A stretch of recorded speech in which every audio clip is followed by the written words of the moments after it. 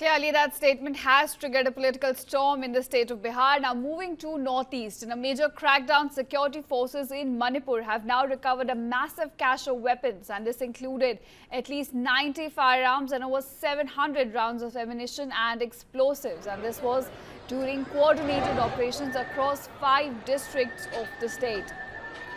Now, acting on very specific intelligence, joint teams of the Manipur Police, CRPF, BSF, Army and Assam Rifles carried out simultaneous searches in different locations including Imphal East, Imphal West, Kakeshing and also Bishnupur.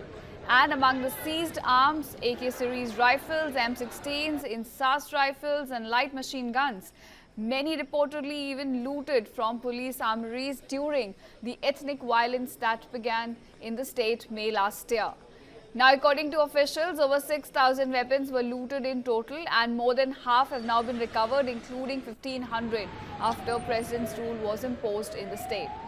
In fact, the police have appealed to citizens to stay very vigilant and report any suspicious activity that they encounter, as security agencies are ramping up efforts to restore peace and public order in the state.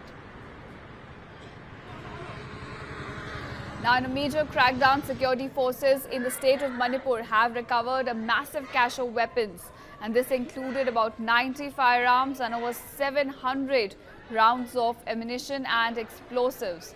Now, all this was found during coordinated raids across 5 districts, and several agencies were involved in this operation, including Manipur Police, CRPF, BSF, Army and also Assam Rifles.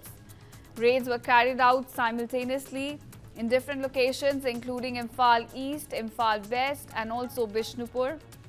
And now, when we talk about what has been seized in all of these searches, well, AK series rifles, M16s, Insas rifles and also light machine guns, all of this